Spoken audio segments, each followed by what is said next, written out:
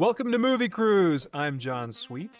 And I'm Marty Colts. And on this episode, John definitely got the rose bushes. Definitely got the rose bushes. And Marty decides to stop getting his underwear from Kmart because Kmart sucks. Okay, Raymond. Hey, Marty. Hey, John. How's your week been, Marty? It's good. It's good, yeah. It's fall here.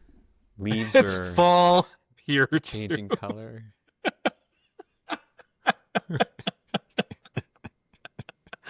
That's great, Marty. Yeah. It's been good. What have you been up to this week? I mean, as soon as you asked, now I can't think of anything I've done at all. I've been watching a lot of scary movies along with Tom Cruise movies, you know. Mm-hmm. One We and really the same sometimes. sometimes not this week. We really get into Halloween over here, and so the scary movies are a big part of that. So Oh, yeah, it's been fun. okay. Little Did bit you watch of Legend again? it. Legend is scary for non-horror movie reasons. Right, yeah. I mean, it scared me. It's a real piece of work. I'll say that. Well, I'm really curious to see what you have to say about this. So for this episode, we watched Rain Man. Yeah, yes, we did. Marty, what'd you think?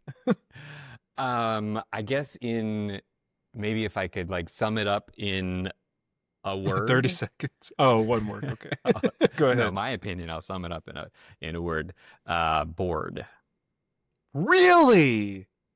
Yeah, I was bored. Oh, wow. We're going to disagree again on this movie. That's Isn't fun. that great? Okay. This is going to be fun. And this time, I feel like you might be defending it while I try and tear it down. Unbelievable. Yeah, I guess that's how it's going to be. Okay, Rain Man. Let's get that out of the way. Not come from this movie. I know. It's just a thing people say when someone is being too rigid or detail oriented, you know? Okay, Rain Man. Is that? It's fun. I think you're the only one that says that.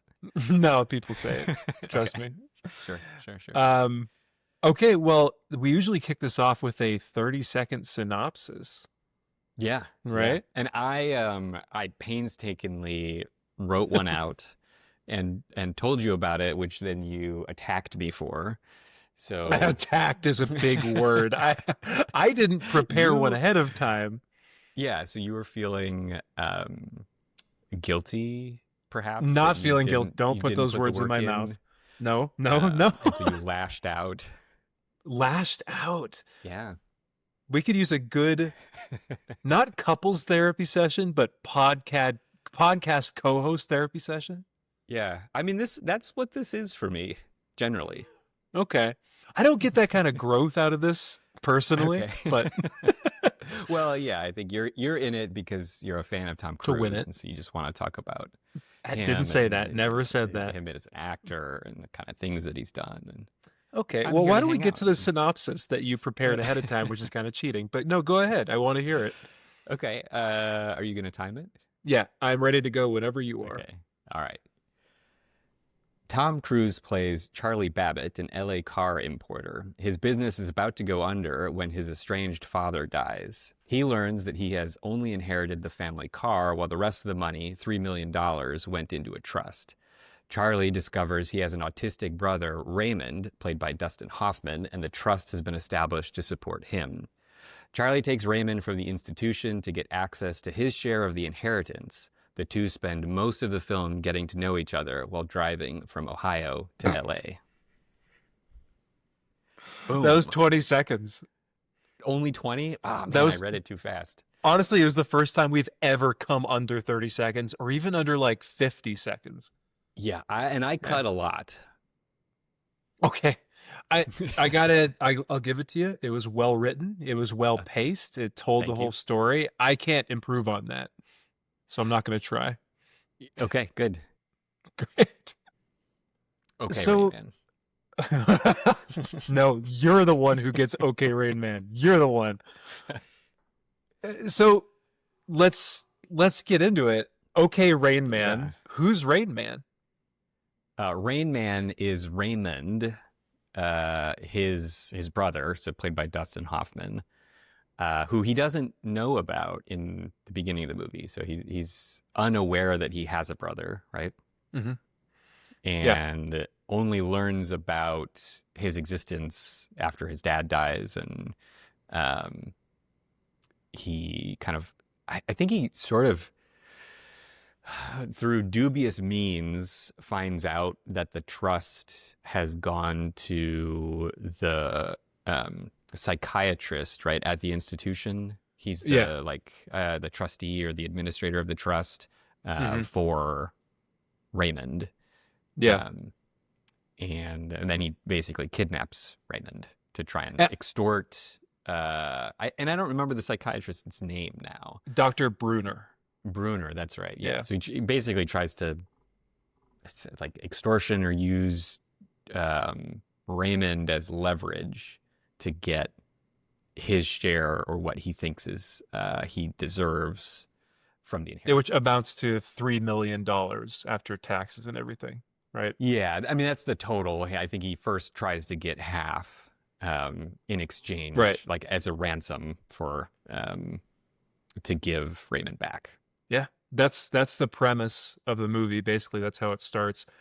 Something I want to point out is you mentioned he didn't know he had a brother. So Tom Cruise's character, he has a lot of problems, especially at the beginning. His personality has issues with it. And I want to point out, he didn't have a very good relationship with his dad. His mother passed when he was 2 years old, I think. Yeah, it sounds right. And then he didn't know he had a brother. The brother was only around for a couple of years of his early life. So not a lot of family connection, not a lot of social support. We start to see through the movie some potential causes of why he's such a twat. Yeah. I think the relationship with his dad is sort of the cause of why he doesn't get any of the money, right? It is. He steals the car as a child, not as a child, but as a kid. He takes his dad's car, and then his dad forces him to spend a couple nights in jail. And that's the last they really interact with each other. Yeah, Tom Cruise refuses to return his calls, never reaches out, so they become estranged. And then he dies before they ever can reconnect. And that's the reason why his dad didn't leave any money to him. Now, there's a great bit in the scene where the will is read out to Tom Cruise's character, Charlie. And it made me laugh so much. So I do want to play a clip of that. Can we play that right now? Can we roll that beautiful bean footage? So this is right after he hears the entire readout of the will and finds out that he was not left the estate and money, but his dad's favorite car and prize-winning rose bushes. The rose bushes. I'm sorry, son. I can see that you're disappointed. Disappointed? Why should I be disappointed? I got rose bushes, didn't I? I got a used car, didn't I? What's his name? What'd you call him? The beneficiary. Right, beneficiary. He got $3 million, but he didn't get the rose bushes. I got the rose bushes. I definitely got the rose bushes. Charles. I definitely got the rose bushes. I mean, those are rose bushes. There is no need to what? To be upset? He's a little upset. That got me, man. It was so good. Yeah, this is one of the, and there are several of these throughout the movie. There are several scenes where the tendencies that Raymond has and the way that he speaks, Tom Cruise actually has some of those mannerisms. And I'm curious if that's planned ahead of time, or if that's because of them acting together, or my thought, when he's talking about the rose bushes, right? Definitely rose bushes. Definitely got the rose. I got the rose bushes, right? I heard that too. My thought, it's either, like you said, it was a brilliant subliminal thing they wrote into the script, or it is Tom Cruise ad-libbing, and he just happens to be parroting the other actor in the movie that he's been hearing a lot, right? I don't know. What were the other examples where that happens? I'm not sure I could like pick That's out okay. specific spots, but there were towards the later part of the movie, there were places where, you know, he exhibited some of this, like he would say definitely a couple of times, or use some of the same mannerisms, like of course, because Raymond would say like, of course, like Wapner's on at 3 or whatever, of course, of course, and he used that phrase several times later in the movie. Okay. Charlie This did. is actually a great opportunity. I was gonna save this for the trivia round, but it's Save it, perfect man. now. No, Is no, it? I think this All is right. good. Yeah. So I wrote down a couple of Rain Man's Rain mannerisms, which are which are phrases or words that he repeated the whole movie, and I want you to see if you can list all of them just off the top of your head. I wish this could have been like Wait, this bingo is a or quiz? yeah, it's a Okay. quiz. I have You've to done a list couple all of- already. Okay, of course, I've done a couple Course. already. Of course. There's Judge Wapner, right? Got that one. I would have also accepted Jeopardy. Yeah, he wasn't really that into Jeopardy, though, right? He mentioned it like half a dozen times. Wheel of Fortune. He mentioned the that thing. too. Okay, I don't remember Jeopardy. Wheel of Fortune for sure. He knew the intro. There's obviously the Who's on First bit. Got that. Happens a lot. Kmart in Cincinnati. If we watch the same movie, for sure. I mean, how many do you No, have you're on your doing list great. that You said definitely already, so I'll give you that. There's 2 more I think you could get There's 2 more. that he says like, yeah, dozens of times. I don't know. I wasn't. Okay. I didn't study. I wasn't prepared for this quiz. You did really well. Uh-oh. Oh yeah. Oh, and then the Vern, the main man. he I spelled forgot quite a about few that times. one. So I got That's you there. also a good one. I was thinking I'm an excellent driver. Oh yeah, drive slow on the driveway on Sundays. Yeah. Yeah, very good. Yeah, those were his Rain mannerisms. Rain Man. Okay. So, but I don't know. You liked this movie? I thought it was just a kind of a strange road trip film. Well, I'll tell you what I liked about it, and maybe you can then just shoot them all down, right? Point by point. I can do that. Dustin Hoffman's acting. I can't really shoot that one down. I did Good. hear that he wanted to quit this movie because of the difficulty that he had playing that role. I read that too, that a couple weeks in, he called someone and said, like, man, I'm doing the worst acting of my life, right? Yeah. But then he won an Academy Award for it, and I was blown away. So I saw this movie once before. I think I was 15 or 16. Always with you and the multiple viewings. I am an only child. I have watched a lot of TV and movies. I've read a lot of books. That's all I did. All right. But yeah, and I remember this being a movie I really enjoyed. But seeing it again as an adult 20 years later, like, wow, I was just blown away by his acting. It kind of blew me away that he never broke. I kept expecting Dustin Hoffman to kind of go like, do an amazing impression or do an amazing like scene and then kind of go like, you know, just because he's being so funny and like in character in a way. Yeah, I kind of was looking for it in places because I was looking for that same thing, and in places where they weren't, there wasn't dialogue. I was sort of looking, like, for example, when they're driving the car, and like they went over like train tracks at probably like 40 miles an hour. They were like flying around in this old Roadmaster, like running into stuff and going through the sprinklers. And I was kind of looking for whether or not, you know, like his character was still present or it was just Dustin Hoffman getting wet in a convertible.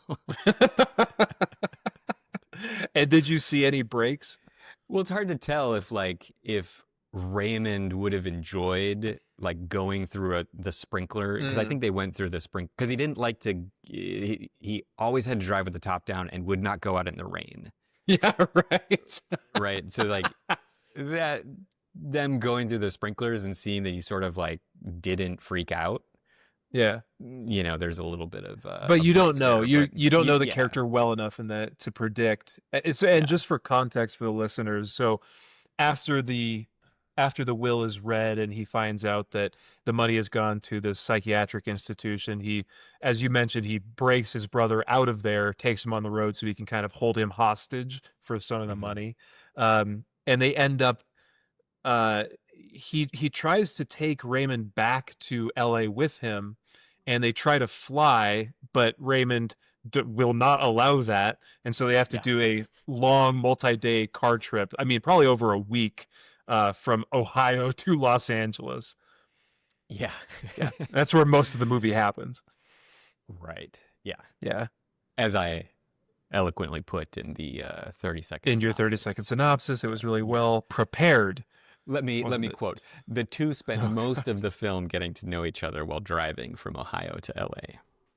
So it comes back to like, what did I love about this movie? Great synopsis again. I'm just gonna ignore that point, but Tom Cruise is a real piece of shit. Like at the beginning of this movie, and for really, 99% of it, the whole thing. Yeah. He sells it. I will say, like, his acting is great. This is the most acting we see from Tom Cruise, I think, in all 8 movies we've watched, right? Yeah. Do we agree on that? I for sure. And I think what is interesting is, while I was looking for reviews for our reviews of reviews and reviews, a lot of people were like, they really did not like Tom Cruise. Yeah. Because of his character in this movie.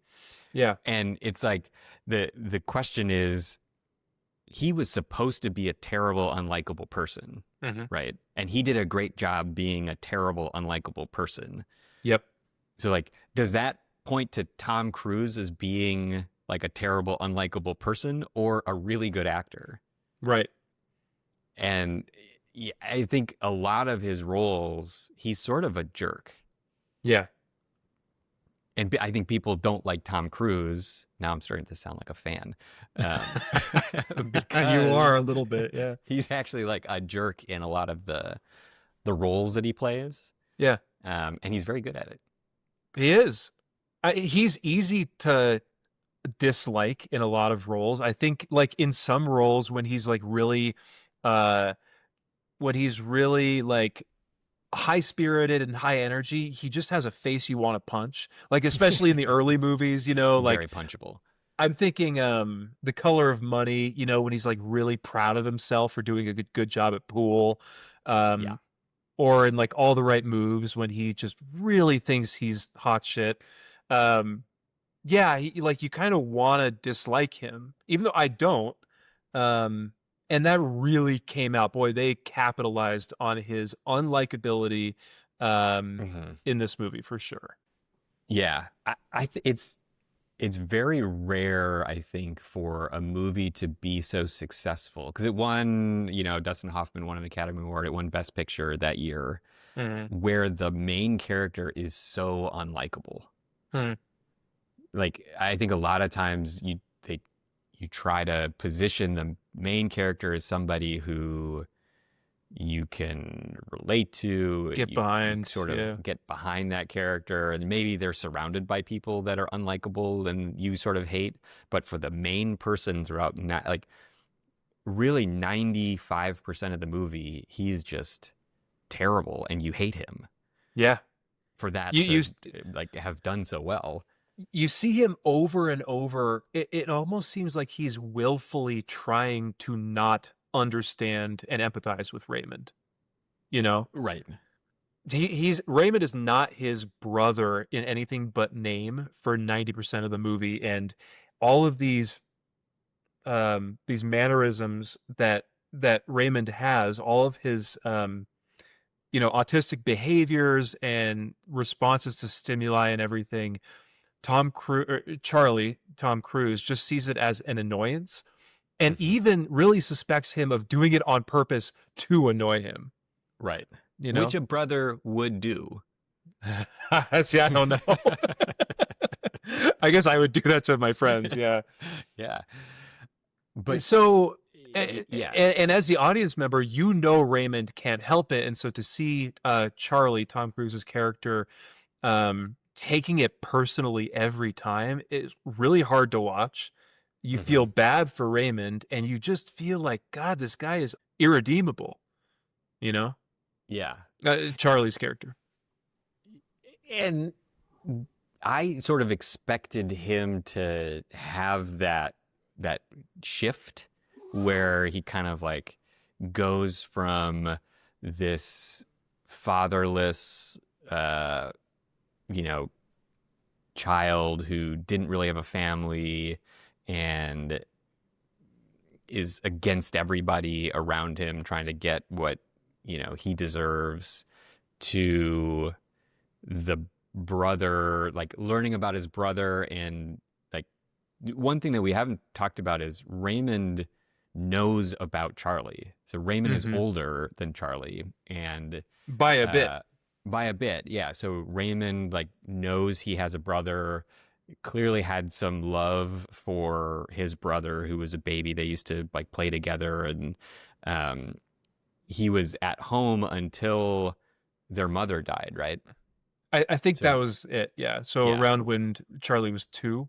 Yep. So Raymond and Charlie were together at home until their mother dies. And then it seems like probably his dad doesn't have the capacity to take care of Raymond without his partner.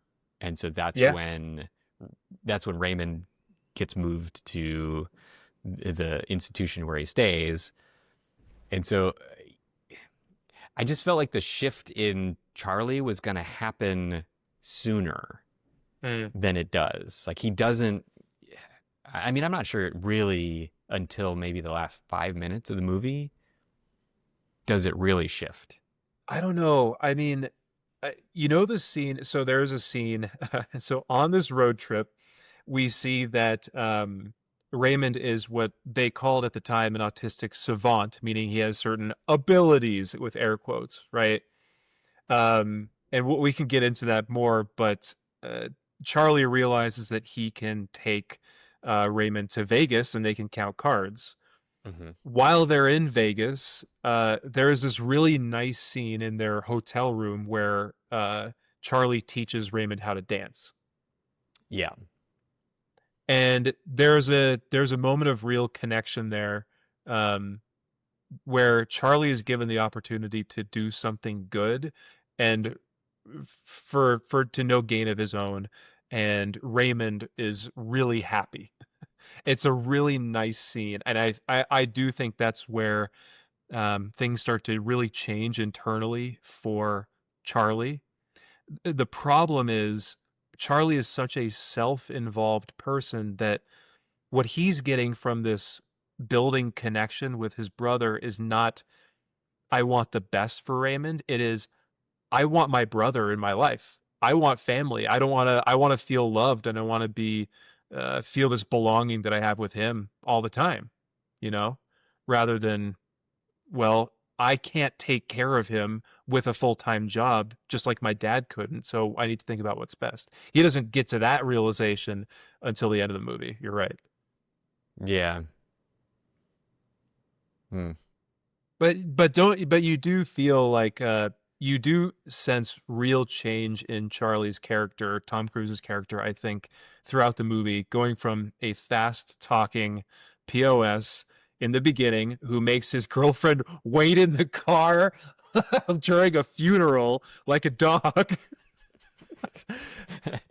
to a person who is really able to look out for another human being without it needing to benefit him, not even caring about a huge windfall that he could get by pushing on it. So that development, that shift for me really makes the movie on top of Dustin Hoffman's acting. Yeah. I mean, You say that he's not in it for any particular windfall at some point, but he's already leveraged Raymond's abilities to win something like $80,000 playing blackjack. Oh yeah.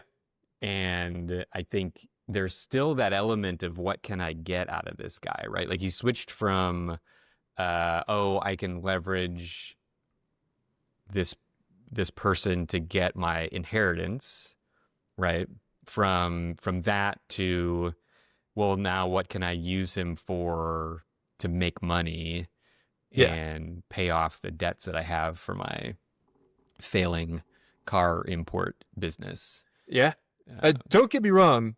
Charlie needs therapy for sure, like a lot of it from someone really good. But he is changing. But you're right. The self-involvement, the egotism, and what can I get from this person is still there for most of the movie. Yeah.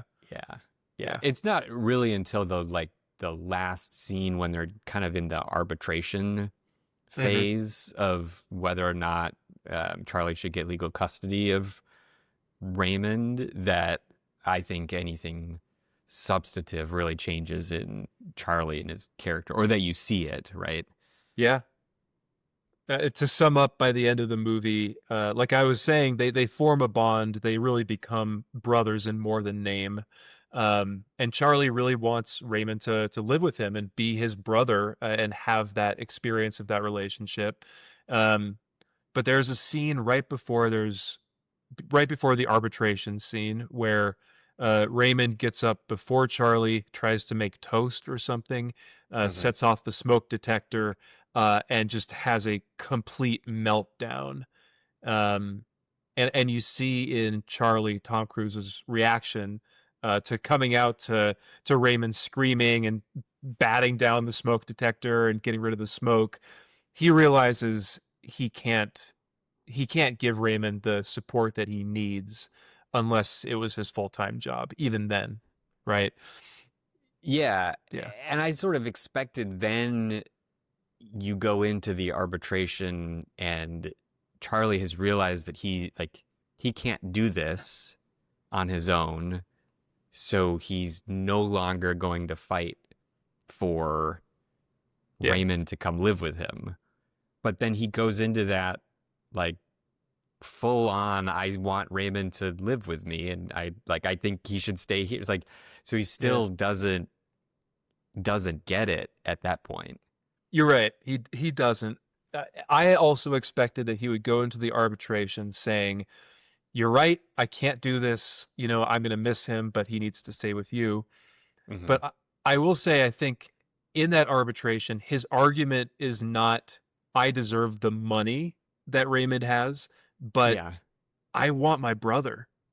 I want love in my life, in this relationship that I've found and built with my flesh and blood.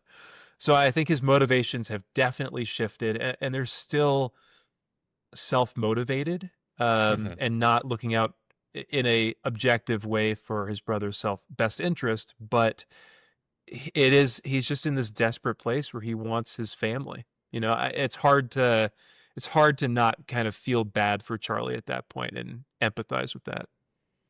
Sure. Yeah. And I think, sure. No, I like, sure. I agree. Like, okay, Raymond. Throughout the movie, especially when you start to realize the childhood that Charlie was put into, the circumstances that he was in, and what sort of led to the person that he is in the current context of where the movie starts. You start to empathize with a kid who had they had money, clearly, but it was really rough from a family perspective, right? Like his mom died, his brother gets taken away, which he doesn't know his brother, but that's still like something that would traumatize you as a child. And all the stuff with his father, who's probably dealing with the difficulty of losing his partner, plus a child in an institution that can't dedicate all of his time to Charlie. Why don't they tell him about that? Who knows? Like, all of these things are you uncover these details as they road trip across the country. And it definitely builds this sense of empathy for Charlie. Because you're peeling back those layers as it goes. Yeah. But, I think maybe I wanted to see a bigger, like, moment between them, and then a shift for, like, the remainder of the movie where they're sort of like, they have a bond now and it's a real thing. Yeah. But, like, constantly after that point, you keep seeing Charlie the just trying backsliding to, like, get what he wants, and it just doesn't it didn't land, I guess, for me. Yeah, you wanted to see more growth out of Charlie sooner. Yeah. So like maybe the last, like, third of that trip or quarter of the trip, it's clear that they're really bonding, and Charlie's like learning about why he is the way he is, and sort of understanding that more, and he just keeps being a jerk. It could have been more clear. Charlie is totally a jerk at the beginning, and like by that last third of the movie, there's so much care he has for Raymond, but he's still at his core just a huge twat. Just a real twat. Yeah. So it's like it's hard to reconcile the fact that he is growing with the fact that he's still the same person, But anyway, I see what you're saying. Yeah. So there was a romance in this movie we haven't talked about. Yeah, What'd you think of that? Actually, there were two romances in a way. With the same person, right? Yeah. I mean, I don't know why she came back. Her name is Susanna. Yeah. I watched this with Liz, and we were kind of trying to decide if she was French or Italian, and we landed on Italian. I was going either Italian or Latin American. Really? Yeah. So probably Italian. Will you say that with a French accent? No way. I did mention earlier, so this is emblematic of their relationship, Charlie and Susanna, at the beginning, that when they go to his father's funeral, he has her wait in the car with the windows slightly cracked the whole time. And then when he goes into the Institute for the first time, she also has to wait in the car. She has to sit in the car. Yeah. Yeah. I mean, I think he just didn't expect to be there for that long. So what's the point? You're not going to. Yeah, that's a good point. Yeah. Get out of the car and walk up here. It's a stupid funeral. Yeah, I'm not going to be here long. What do you think of their relationship? Well, I mean, he's a jerk to her from the get-go. He's just generally bad to her. He doesn't tell her anything. He doesn't open up to her. He's mean to her. And when she sees the things that he does to Raymond, she rightfully takes off, leaves him. Yeah. Because he's using Raymond. Right. Yeah. I'm not sure why she comes back. She comes back when they get to Vegas, which I don't quite understand her motivation. I will say, in terms of you said she observed the way that Charlie treats his brother Raymond. She says, you're using him, just like you use everybody. And then Charlie goes to Raymond and says, am I using you, Raymond? And Raymond says, yeah. And he says, shut up. He's answering a question from a half hour ago. And mostly Charlie just being a jerk to somebody. And but then she comes back and has some moments with Raymond in the elevator, which is very confusing to me.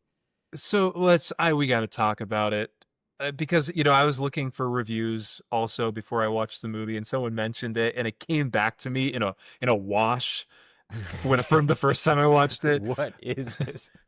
Yeah. So, when they're in the casino, after they won a bunch of money, Raymond is talking to a sex worker in a bar, or she's talking to him. He has to say about her is that she's very sparkly, which she is with the jewelry. He's right about that. And he becomes convinced they have a date set up, and so so Susanna kind of escorts him down to the lobby to meet with his date, and the sex worker doesn't show up. He's very disappointed. So on the elevator ride on the way back up to the hotel, he says, I was going to dance with her. My brother taught me how to dance. Susanna says, will you dance with me? And they dance for a second, and then she asks, have you ever kissed a woman? And he says no. And she's like, would you like to? And he goes, I don't know. And so she takes that as a yes, which is great. And then she kisses him in a strange, just one of maybe the worst 10 seconds of my week. She asks how it was. He says wet. Yeah. And then it's gratefully over. What'd you think of that, Marty? Did I miss anything? I don't think you missed anything in your explanation of it. Other than she like stops the elevator, so they dance in the elevator, and privacy. All of that happens inside this elevator. But yeah, I don't understand like why that was part of this movie, what that was supposed to do. Strange. Like, yeah, I mean, I could have very easily done without all that awkwardness. This was really nice until this happened. Yeah, and then it just gets weird. It made me uncomfortable. Yeah. I didn't want to feel that way. No. We haven't talked at all. I know we've been going on for a while, but I mean, I knew we would because I like this movie. But we haven't talked at all about his like the toothpicks or Qantas. Anything to say about Qantas? Well, I have some trivia about that, but I was gonna store it until then. Do we need to cover like any of his savant abilities? I think people may know just by cultural reference to this movie.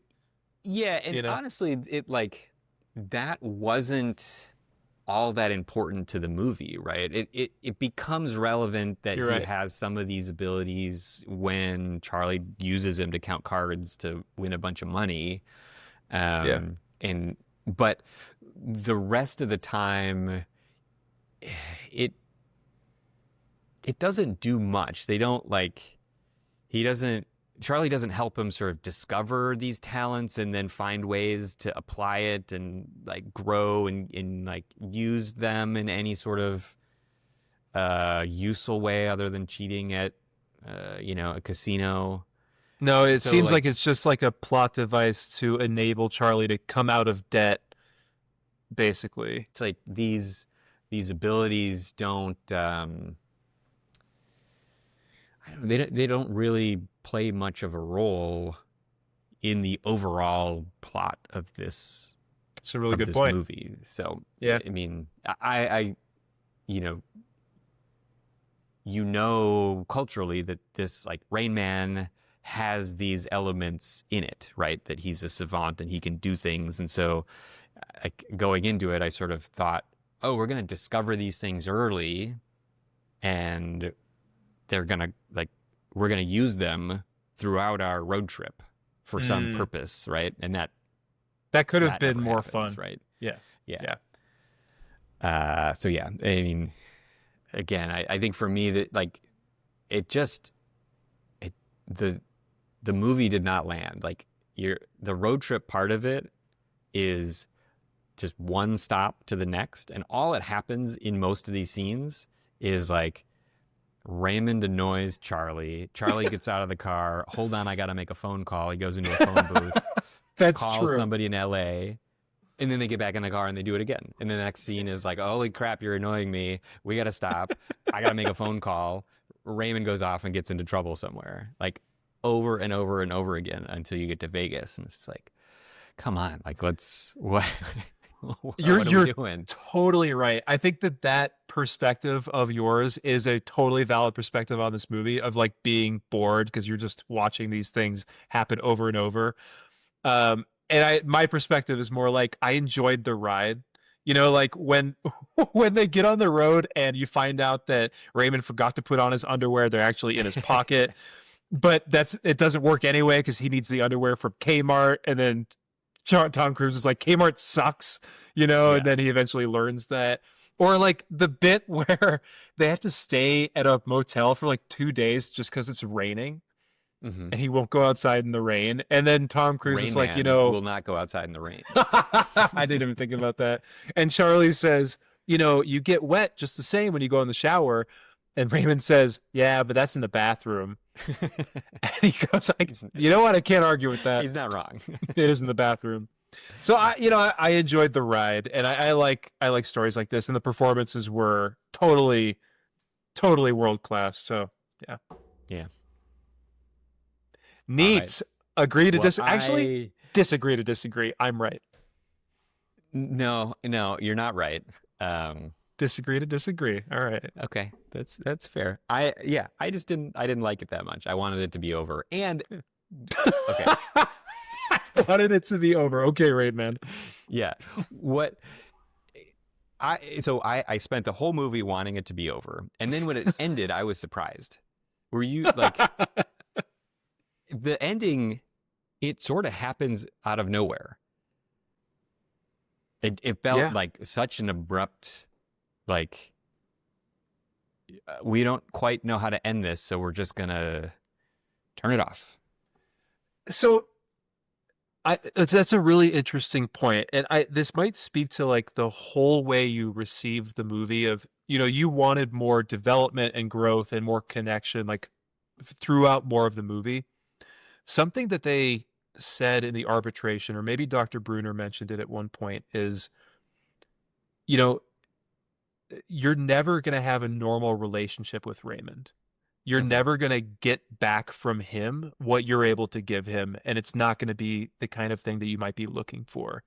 And in that final scene where they're having this kind of goodbye moment, you can see, as you've seen before, Charlie, Tom Cruise, reaching out to Raymond, like trying to make that connection, trying to say, like, I love you, I care about you, and wanting that back in return, because he knows Raymond does care about him just from what's happened in the movie, but Raymond can't express it the same way. He doesn't process feelings in the same way. And so that will always remain unfulfilled. And so when I was watching that last scene, that's what I felt was like that heartache of, God, I want this to be reciprocated to me, Charlie. And I have to accept that it never will. And instead of looking for that from him and pursuing it by, absconding with him from an institution, I need to let him live his life and just take what I can get. So that's what I got from that. Wow. Yeah. Okay. And so but then I guess what they wanted the audience to feel is just unfulfilled with the film. So we'll just that's a end it problem. here, and now you're right. You're right. Like, it leaves you with this kind of, it left me too with the sense of like, wow, I like the heartache, like feeling bad of like, yeah, Charlie will never get that full brother experience like he wants, but he has to accept it, and that's hard. So that's tough on the audience. And then it ends really abruptly. I agree. It was kind of awkward. And I'm not trying to convince you that I'm right here. I believe you. You're not going to convince me that I secretly liked this movie. That's fine. I don't care. I really don't care. You kind of do, but all right. Well, I love this. Should we get into trivia? Yeah, let's do that. Wait, before trivia, what? Do we have movie phone? We do have movie. Yeah, we can do movie phone. Yes. Okay. Hello, and welcome to Movie Phone. If you know the name of the movie you'd like to see, press 1. Very fun. All right, so we are in 1988. I'm glad we said that at the same time and so the same number. Again, this whole movie phone thing, it's gonna get good. It will get good. Mobile phones just are not really a thing. There's not a lot of speedy development that's happening. Okay. in the mobile phone world at this time. So In the late there's not, 80s. yeah, not too much to report. The one thing, though, that I will say is this is the first movie I think that we've seen that has a mobile phone in it. Right.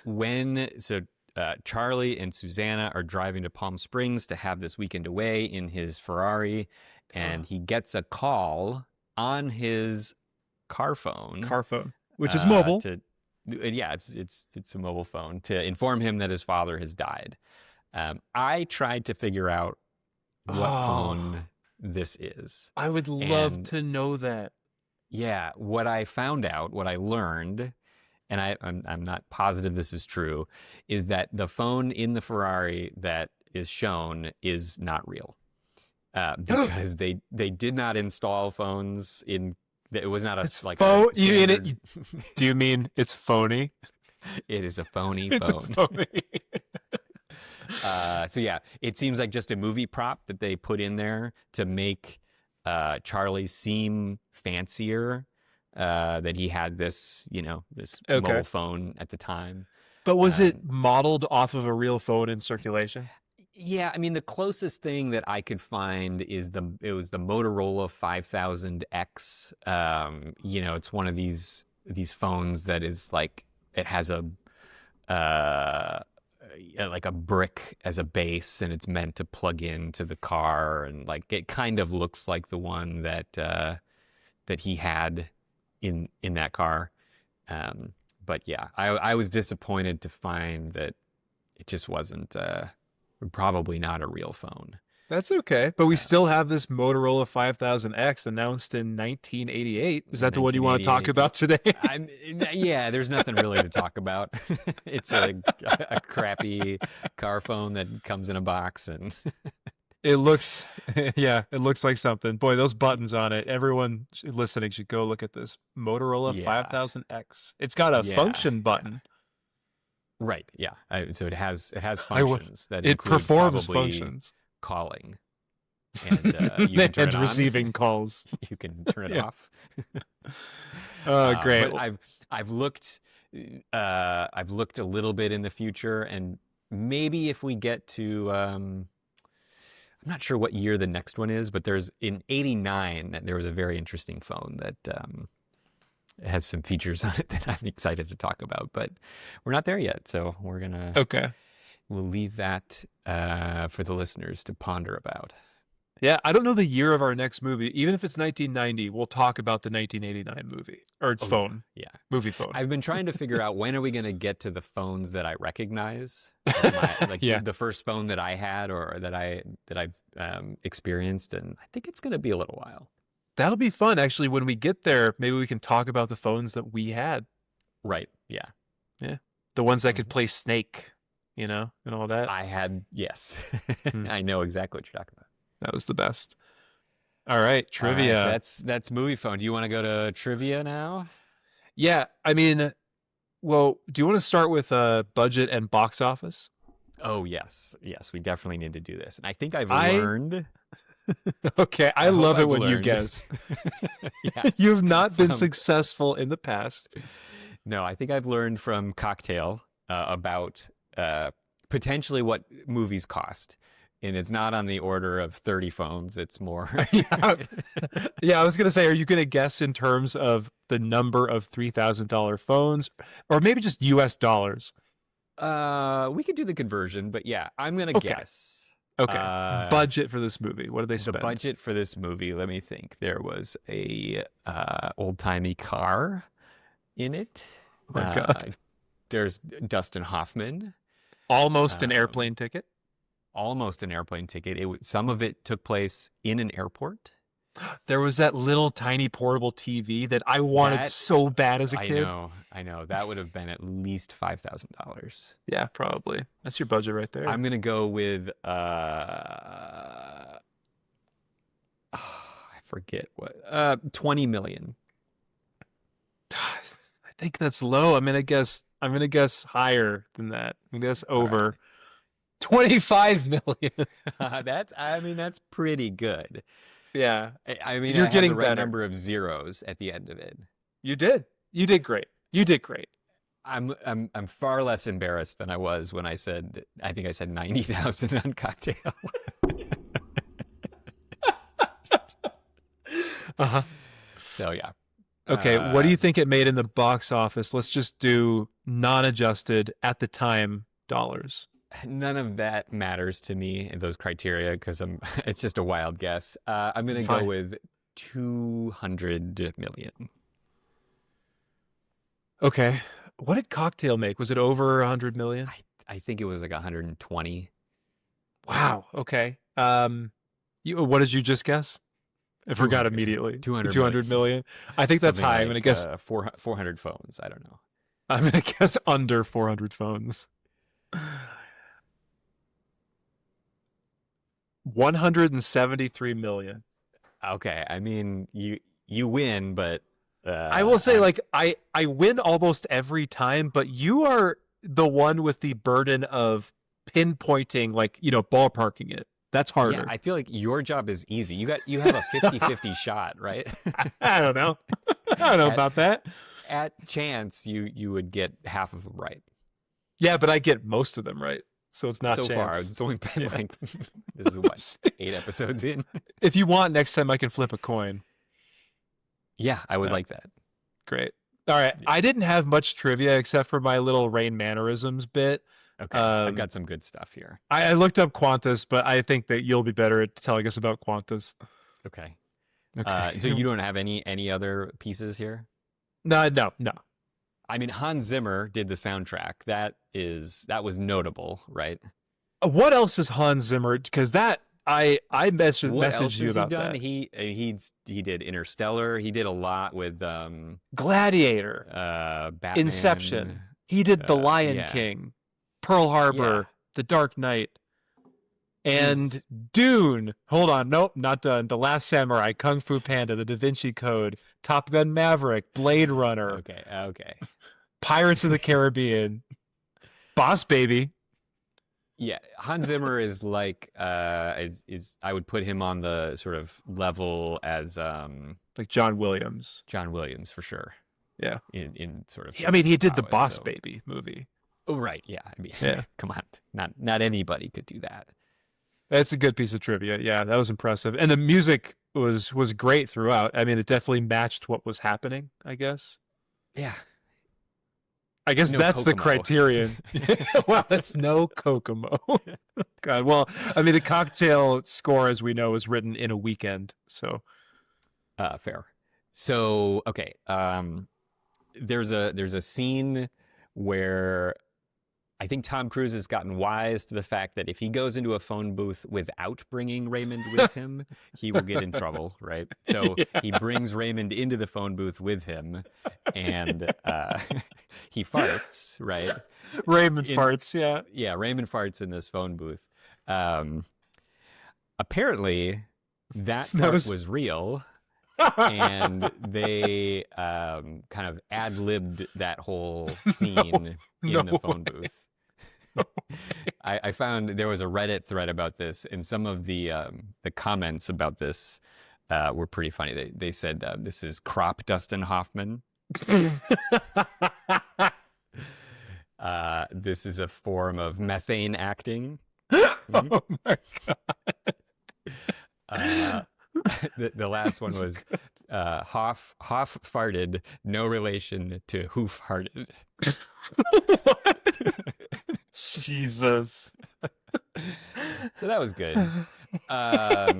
Crop Dustin Hoffman. Yeah, that was my favorite. Thank you for that. And then the thing about Qantas, right? So Raymond he's unwilling to fly because every airline has had he lists the airline accident that they very dangerous, definitely very dangerous. That they've had, and so he lists several airlines, and then says that except for Qantas, which has not had an accident. And Charlie's Tom Cruise's reaction to that, he's like, wait, really? There's an airline that hasn't had a crash? It's very funny. Yeah, but then he's mad because they have to get to Sydney to be able to use Qantas. Qantas is not available. Yeah. Yeah. Apparently, so that used to be able to watch movies on airplanes. They would have the screen that would come down, and everyone would watch the same movie. Yeah. But for the version of Rain Man, like let's say you are on American Airlines, for the version of Rain Man that you saw on American Airlines, they edited that scene out. So that makes a lot of sense. Yeah. Except for Qantas, who kept it in and actually like advertised. No way. Yeah. That's unbelievable. Qantas promoted the film. What do you mean? What specifically? How did they promote it? Well, I don't know the details of how they did it, but they obviously would have shown it on their airplanes and not cut that part out. And that's incredible. That's incredible. So there you go. Did you read about Qantas and the reality of what Raymond said? I think that is true. Yeah. Yeah. I looked it up. What he said was true, and it actually I think still is true. That's exactly right. They've had fatal airplane crashes before, Qantas has had, but never in the jet engine era. So a commercial jetliner with passengers has never had a fatal crash, Qantas. That is still true. Yeah. They're just not flying enough. They'll get there. Okay. Okay, Rain Man. Okay. Oh, no. Oh, my petard. That's it. All right. Are we ready for the best section? Reviews and reviews. Reviews and reviews of reviews. Reviews and reviews of reviews and reviews. Reviews and reviews of reviews. Reviews and reviews of reviews. All right. Let's kill it. Yeah. All right. Do you want how many do you have? Let's check that first. This is a problem with me, I know. I have like a long list and a short list, so I'm gonna keep it to the short list. Go with the short list. I know. Sorry, one sec. I'm trying to find my. Okay, I actually have a rubric for reviews, or a. Oh, you. Wait, a review brick. Oh God. Okay. Crop Dustin Hoffman. Oh, it's so good. Oh, the rose bushes. Okay. My first review. Do you want to describe the review brick first, or you want to do that later? Okay. I think we can add to this and ultimately perfect it, which is our goal with anything. 3-point rubric. 1, did they like the movie? 2, what did they like about the movie? 3, did they say anything about what the movie's about? So wait, let me Rain Man review brick. If they don't like the movie, does that reduce their rating, or do they have to say whether or not they liked it? They have to say whether or not they liked about it. Gotcha. Yeah. All right. I think this will work. We can use it as a framework going forward and correct as needed. I refuse to use it, but go ahead. You reviews? Nope, I refuse. Reviews. This is a 5-star review from SD Charger 123. The title of the review is Kmart Sucks. And the body of the review is, we definitely liked it. Watched it 4 times. It's 2 hours and 20 minutes. 2 hours and 20 minutes. That's 140 minutes. Definitely 140 minutes. All right. And that's it. Let's apply the review brick. So they definitely liked it. I think they are implying they like the portrayal of autism. And they did not say what it's about. However, I liked the review. That's another aspect of this rubric. Yeah, you didn't include that in the review brick. Did I like the review? I give this review whole rubric. No, without the rubric, that's what it would be. I give it a 4 out of 5. All right. Great. Your turn. Okay. Do you want the review brick? I can send it to you. No, I think I know it. I got it. Okay. I remember it. Oh, good memory. So this is a 4-star review. I'm not going to even attempt to pronounce the name of this person. They said, enjoyed and the climax is unimaginable. And I said, what was the climax of this movie? Because I couldn't imagine it either. I think he means when Charlie's in bed with Susanna. That's It was a pretty good climax. You didn't really have to imagine it, though. It was right there. I give that review a 3-star. Three. I give it a 3 because Definitely 3. Definitely 3. Of course, because they said that they enjoyed the movie, but they left out a lot of things. It wasn't clear that they actually watched this film. So 3 stars. Show your work. Yeah, Okay. show your work. Cite your sources. This is good. All right. All right, go ahead. Okay. This is a 3-star review from Bob, B-O-B. That's how you pronounce that. The title of the review. Thanks. The title of the review is good. All right. It's a 3 out of 5 stars. The title is good. And the body of the review is not as good as the first time. Well, I gotta say, I don't know if that is the fault of the movie. I don't know if it's changed since the first time you watched it. Yeah.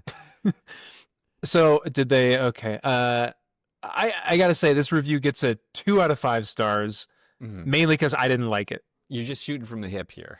I can't do point by point from the rubric. I have to just kind of do it in my head. The math is 2 stars. 2 stars. All right. Great. This is a 4-star review. I don't have any titles to my reviews, so I can't wow you with that little bit. You use IMDb, right? A lot of mine come from Google, actually. Oh, okay. All good. They say, just watched the second half of it on TV. Hoffman was so good, and the movie had me glued to it, except for the first half. I don't know why.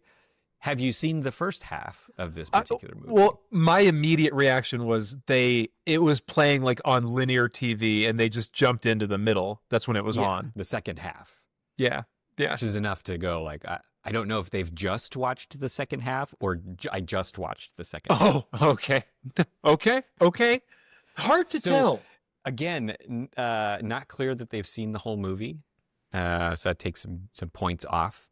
I'm going to give it a 2 out of 5. Low rated reviews today. Yes. Not great. I struggled with this, honestly. But That's I did okay. find one good one. You know, so I want to say, going into my next one, a lot of times I'm looking for reviews that I enjoy, that make me laugh, whether it's a 3-star review titled good or something similar. But I had a couple that were more serious, and I think it's okay to bring that into this segment. Well, I disagree, but go ahead.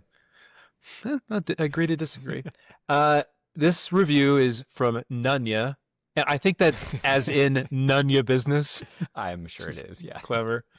It's a 2-star review titled, "We Can Tell Why Tom Cruise Went into Scientology." So this is a little bit longer. So the body is, where do I begin? Tom Cruise's character has no sense of who he is, a spoiled rich brat who thinks the world revolves around him. His dad gives him some tough love and he rebels, won't even talk to his dad. What a tool.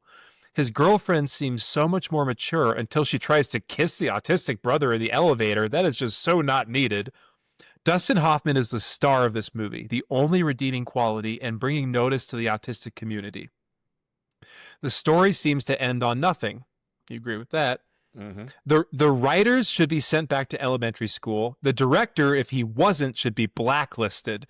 Tom Cruise turned to Scientology so he didn't have to deal with reality. Money does not show your worth as a human being. Okay. So again, you made such a good point earlier about some people, they don't seem to understand the concept of acting, and that Tom Cruise as a person is not his character in the movie. Yes. Tom Cruise is not Charlie. Yeah, so maybe this review is actually a testament to how well Tom Cruise did in this movie, which I would agree. I give this review a 3 out of 5 because I didn't like the reviewer's don't know, comprehension of the movie. But I did enjoy the discussion, one-sided, albeit, that I got out of it. Yeah, it was a little one-sided. Again, a 3. Okay, Marty. These are pretty rough. I think I'm going to bring it up now. Okay. All right. With the last review that I have from Michael O'Sullivan, 3-star review. Michael O'Sullivan. Michael O'Sullivan. I'm so mad that you always get to do the accents. Michael O'Sullivan. You gotta say it right. Go ahead. 3-star review. He says, always mixed up Rain Man with Midnight Cowboy.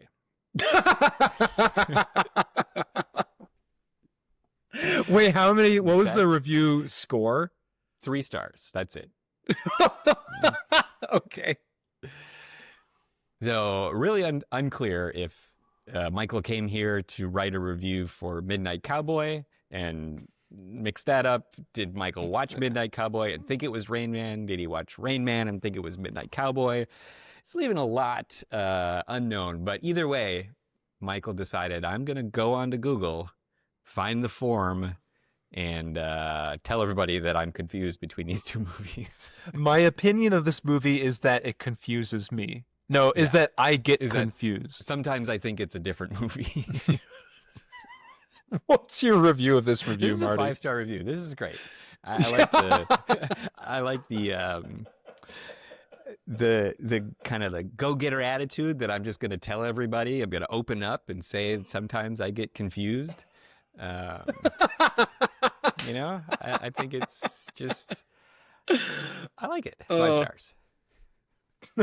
Thank you for sharing that. All right. We've had a lot of fun here. Yeah, I think that that covers it for Rain Man. One of us liked it. The other, not so much. Should we commence the outro?